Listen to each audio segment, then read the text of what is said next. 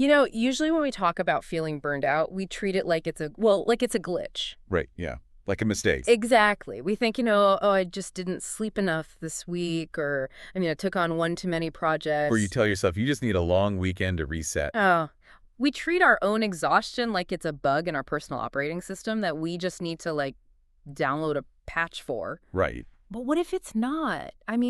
What if your daily burnout isn't a glitch in your life, but the exact engineered feature that keeps human civilization running? That is a genuinely terrifying premise to wake up to. It really is. Just the idea that the macroeconomic system we live in actually requires you, the individual, to be perpetually exhausted just so the whole thing can keep churning. Which is wild. So welcome to the deep dive, everyone. Today, we're unpacking a set of sources that completely flip how we view this human trap we're all in. Yeah, we're looking at some really fascinating material today. We are. Our material comes from a content channel called BN2. Specifically, it's a transcript and a really deep philosophical write-up for their installment titled Episode 27, The Quads. All right. And what's just absolutely wild about the source material is the packaging. They're tackling these massive, heavy, honestly, almost suffocating existential questions. Oh, totally. But they are doing it for a mass YouTube audience. Which creates this incredibly jarring but, very modern dynamic. Yeah. The creators of BN2 literally kick off this intense deconstruction of the meaning of life by telling their viewers to, like and subscribe. No, and they make sure to explicitly state this is not financial advice. Right. Okay. I just love that. It's like, here's the terrifying void of human existence. Smash that like button. And by the way, don't sue us if you lose money. It's such a perfect encapsulation of modern internet. It really is. But underneath that whole YouTube framing, their mission is incredibly profound.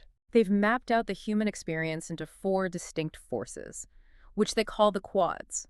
It's this framework of systemic friction. Yeah, systemic friction. And so our goal today is to explore these 4 quadrants that basically drive our modern exhaustion and figure out how understanding the mechanics of this trap might actually be the key to saving our sanity. So let's lay out the board we're playing on here. Let's do it. The BN2 framework breaks down our existence into a literal grid. Right. You have limited resources pushing on you from one side. Then you have limited time pushing from another. Okay. Add in this biological, just exhausting urge to constantly compare yourself to everyone around you. Oh, the worst part. Yeah.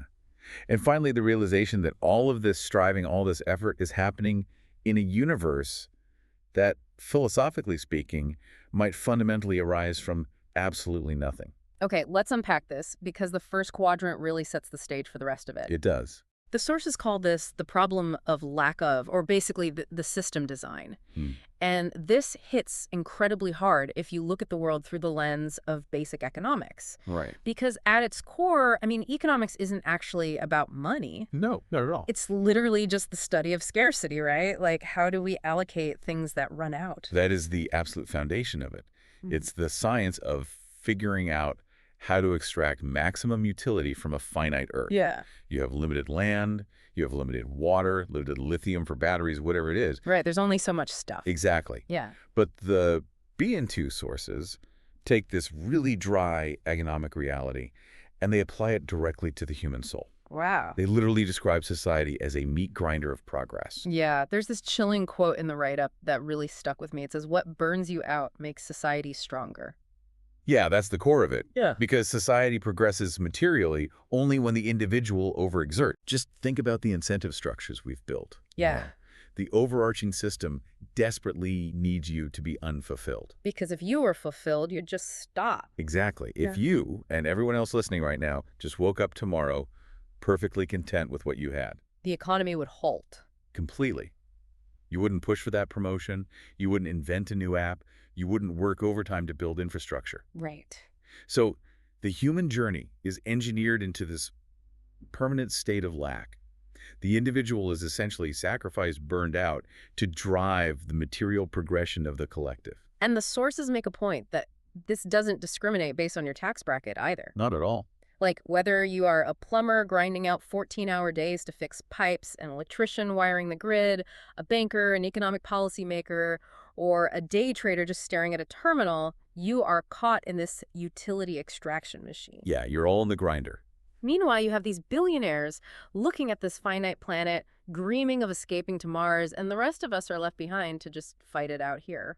Left behind to fight in what the text refers to as a red ocean, Right, a red ocean. which, for anyone unfamiliar with that specific business jargon, a blue ocean is an uncontested brand new market. So plenty of room to swim. Exactly. Hmm. But a red ocean is a saturated market where all the sharks are fighting over the exact same food and the water is literally bloody. Jeez. The sources are saying that Earth itself is becoming a red ocean. We are battling over the remaining scraps of limited resources on the surface of this planet. But, okay, let me play devil's advocate for a second here. Sure, go ahead. Because the host in me just wants to defend human ingenuity a little bit. If we didn't have this friction, this perpetual scarcity pushing us to our absolute limits, wouldn't we just be sitting in caves? That's a fair question. Doesn't that bloody red ocean actually force the innovation that keeps us alive? I mean, if we weren't hungry for more, we wouldn't have modern medicine or the internet or, honestly, the microphones we're speaking into right now. Doesn't an engine need to run a little bit lean to burn hot? Oh, absolutely. And the sources, they don't deny that at all. Okay. Scarcity absolutely forces efficiency. It drives us to gather resources and to invent new things. Right. The friction they're pointing out comes from the psychological toll of how we experience that drive. The collective benefits from all the innovation, but the individual pays the price in just relentless anxiety. We've designed a society that essentially feeds on our own minds Yeah. to fuel its physical growth. Man, which is a really heavy realization. Yeah, it is. But let's say you do win that battle in the red ocean. Right. You hustle, you get the resources, you buy the nice house. Why doesn't it feel like enough? That's where this external trap turns into an internal one. Which brings us perfectly to the second layer of the grid. Right. The ego. Yes. The sources called this the problem of comparison. And basically, evolutionarily, we are hardwired to be comparative creatures. We have to be. I mean, go back 10,000 years. In a tribe, if you didn't constantly monitor your status relative to the group, you got pushed to the periphery. And you starved. Exactly. You got less food, fewer resources, and you probably just didn't survive the winter. Right. But in modern society, that vital survival mechanism glitches out. It becomes this massive cognitive defect. Oh, yeah, totally. It tricks us into believing that happiness is purely relative. The brain doesn't just say, I want to be secure. It says, I want to be more secure than the person sitting next to me. Yes. It's the classic hedonic treadmill, but the text calls it a shifting baseline of misery. A shifting baseline of misery. Exactly. And I actually experienced a micro version of this recently, to be honest. Oh, really? Yeah, you know how it goes. You spend all weekend doing yard work, planting some new shrubs, getting your hands dirty, Right. standing on your porch, drinking coffee, feeling like an absolute king of your domain. Just admiring your work. Exactly. And then your neighbor, Dave, pulls up with a professional landscaping crew and installs a 3-tier stone waterfall in his front yard. Oh, no. And instantly your shrubs look like weeds. Instantly. My brain literally shut off the dopamine tap for my own yard because Dave changed the baseline. That is so human. It really is. And the sources point out how we do this with literally everything. We enslave our peace of mind to these visible metrics. We really do. You buy a nice car, you're thrilled until a luxury vehicle parks right next to it. Or an investment banker gets a massive bonus, feels invincible for 10 minutes, and then finds out a colleague laid a slightly larger one. Right, yeah. Suddenly, the bonus isn't a reward anymore, it's a humiliating failure. What's fascinating here is how the joy isn't actually derived from the resource itself. No. The joy, biologically, is just in having more than the other guy. Right. It is a completely broken compass for navigating modern life. Mm. Because in trying to prove that we are uniquely special, we just end up sprinting on a treadmill where the finish line is tied to someone else's waist. Man, that's such a good way to put it. And winning only means you have to wait for the next person to overtake you. So true. We just spend our entire adult lives completely exhausted from this sprint. But here is the thing that really gets me, and it connects right to the next piece of the puzzle. Okay. We run on this treadmill, totally obsessed with our neighbors, entirely ignoring the fact that the treadmill is eventually going to get unplugged. Ah, the non-negotiable exit date. Right. The problem of memento mori, which brings us to the clock. So memento mori is this ancient Latin phrase that translates to remember you must die. So uplifting. Right. It's the realization that every single human life is a linear march toward a hard stop.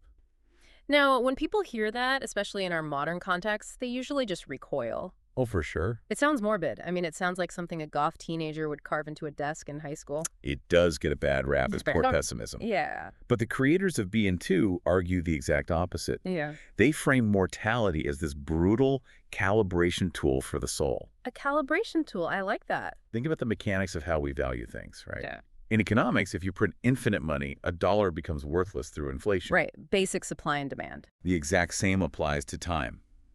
When we ignore our mortality, we subconsciously treat our time as infinite. Wow. And because we think we have an endless supply of days, we just squander today. So we experience, like, time inflation. Precisely. Oh. We spend years locked in trivial arguments. We accumulate all these the cars, the houses, the status symbols we were just talking about with Dave and his waterfall. Yeah, curse you, Dave. Right. And we absolutely cannot take any of those things with us. We defer our joy to this imagined, heavily murdered future, telling ourselves, oh, I'll finally relax and be happy when I'm 65 and retired. But embracing memento mori cuts right through that illusion. It does. Because when you actually accept that the clock is ticking down to zero, all that superficial noise just kind of evaporates. Exactly. You stop asking, what will I achieve in 10 years? And you're basically forced to ask, what actually matters to me this morning? Right. It transforms this paralyzing fear of death into the urgent energy of living. Though integrating that into society is where we hit a massive contradiction. Here's where it gets really interesting, because the sources call this the parenting paradox. Yeah. This part of the text hit me so hard. Because as adults, we read all the mindfulness books, we listen to the gurus, and we desperately try to tell ourselves, be present. Right. Live in the now. Live in the now. Nothing matters but this exact moment. But then we turn around, look at our kids, and force them to do the exact opposite. We literally mandate long-term anxiety. Yes. We tell them, study now, suffer now, beat the algorithm. Right. And by algorithm, I mean we force these kids to figure out exactly what grades, what extracurriculars, what internships will satisfy the corporate sorting mechanism. Just so they can secure a 20-year career plan. Exactly. We print this intense future dread onto them before they even know who they are. It forces us to live a double life. It really does. We are required to behave with long-term anxiety for the greater good of society, all while knowing that, in the long run, we are all dead. It just feels so hypocritical, doesn't it? It's hypocritical, but mechanically it's necessary. What do you mean? Well, if everyone genuinely only lived in the now, if absolutely no one planned for tomorrow because they embraced their mortality, society as we know it would instantly collapse. Right. I guess that makes sense. The plumbers wouldn't fix the pipes for next week. The electricians wouldn't wire the grid for the winter. The farmers wouldn't plant crops for the harvest. Wow. Yeah. We sacrifice our presence in the current moment for a future we aren't even guaranteed to see, just to keep the lights on for everyone else. Okay, so let's zoom out and look at the whole trap we're in here. Right. The system demands our exhaustion to progress. Our ego demands we compete with our neighbors until we go crazy. And the clock is ruthlessly ticking down to zero while we do it. Pretty bleak when you lay it out like that. Right. If you're listening to this right now, you might be thinking, okay, this is overwhelmingly depressing. But that takes us to the deepest final quadrant, which I actually think offers the way out. The void. The void. Or as the sources pull from ancient Indian philosophy, the concept of sunyata. Right, which roughly translates to emptiness. But before you explain it, I know what happens when someone hears the word emptiness. They panic. Exactly. Yeah. They immediately think of nihilism. They think, well, the universe is empty, nothing inherently matters, so why care about anything at all? Right. It sounds like a recipe for depression. But the BN2 sources make a brilliant distinction here. Nihilism says there is no meaning, so give up. Okay. Sunyata says there is no independent, permanent existence to anything. No permanent existence. Right. Everything is fluid. Everything is temporary and interconnected. You aren't a permanent rock. You are a temporary wave in the ocean. Oh, I like that analogy. And they contrast this philosophy with what they call the binary gamble of major faith-based religions. The binary gamble. Unpack that term for us a bit. So many major religions offer a binary outcome. Heaven or hell, salvation or damnation. Right, one or the other. But the catch is, the payoff is post-ante, meaning you only find out if you won the gamble after you die. Oh, wow. For a skeptical mind, that is a massive existential risk.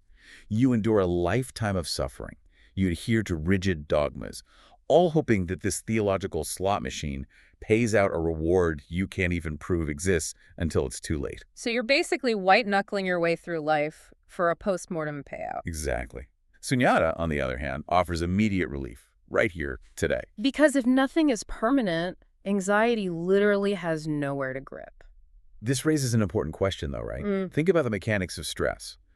Stress requires you to cling to an outcome. All right. If you truly internalize that everything, your job title, your bank account, Dave's 3-tier waterfall next door, is fluid, temporary, and ultimately empty of permanent reality, you learn the ultimate art of letting go. Yeah. You don't have to wait until you die to find peace. You can just be content with the flow of whatever's happening right now. I hear that, and it sounds beautiful, if you're in a meditation retreat, Sure. but I have to push back a little here. So forth. The sources themselves highlight this agonizing paradox. If the sheet of paper is completely blank and nothing possesses inherent meaning, and we're all going to die anyway, why are we pressing the pen down so hard? That is the ultimate question of the human condition. Seriously, I mean, if everything is fundamentally empty, why check the stock market in the morning? Why build a small business? Why care about economic policy or who's in office? Right. Doesn't staring into this void risk just completely paralyzing us? Like, if the board is empty, why even roll the dice? Because, well, the universe might be fundamentally empty, the rent is still due on the first of the month. Ain't that the truth? The red ocean is still churning right outside your window. You still have to extract utility from a finite earth just to feed your kids. Yeah. You can recognize that the video game isn't real, but if you want to keep playing, you still have to push the buttons. Oh, that's good. The realization of the void isn't meant to stop you from acting. It's meant to stop you from suffering over the outcomes of your actions. You play the game, but you don't let the game play you. That's the balance. That's exactly it. It's just an incredible collision of forces. Let's bring this whole convergence together, because this is the arena the sources say every single one of us is operating in right now. Yeah, let's recap it. Think about your own life, your own commute, your own stress this week. We have limited resources, that's the lack of, the systemic design forcing us to grind in the red ocean. Right. Then we have an exhausting biological urge to compare ourselves to others. That's the ego, keeping us on that hedonic treadmill. Shifting that baseline. Exactly. Then we have severely limited time, that's the clock, the non-negotiable exit date we always try to ignore. Memento mori. Right. And all of this intense claustrophobic pressure is happening in a universe that ultimately arises from nothing. The void. It is the human trap, perfectly summarized into 4 quadrants. So what does this all mean? How do we navigate that grid without completely losing our minds? Well, the sources actually leave us with a bit of an interactive cliffhanger. Oh, I love a good cliffhanger. The creators of BN2 built a visual map of these 4 quadrants to decode what they call Chapter 2, the purpose of life. Okay. They posted this grid on their Substack, and they are actively inviting their massive audience to stare at this map, drop their thoughts in the comments, and basically crowdsource how to play this absurd game without going crazy. A true YouTube cliffhanger for a modern existential crisis. Exactly. I absolutely love it. But it does leave us with something very real, very tangible to chew on before we go. It does. And I think the final thought for you, the listener, to mull over is this. The next time you feel a massive spike of anxiety, Which will probably be tomorrow. probably today, Yeah. whether it's petty envy over a neighbor's landscaping, deep stress about your child's 20-year career plan, or just the exhausting daily burnout of surviving in the red ocean, stop and ask yourself, which of the 4 quadrants is currently trapping me? Yeah. Am I caught in the lack of, the ego, the clock, or the void? Just labeling the trap might actually shrink it. It really does. And consider whether simply acknowledging the ticking clock, remembering that this specific stressor, along with everything else, is entirely temporary, might actually be the key to setting yourself free. Because maybe that daily burnout isn't a glitch you have to desperately try to fix. Maybe seeing the machine for what it really is the only way to finally step outside of it. Very well said. Well, thank you so much for joining us on this deep dive. It's been a wild ride. We'll catch you next time.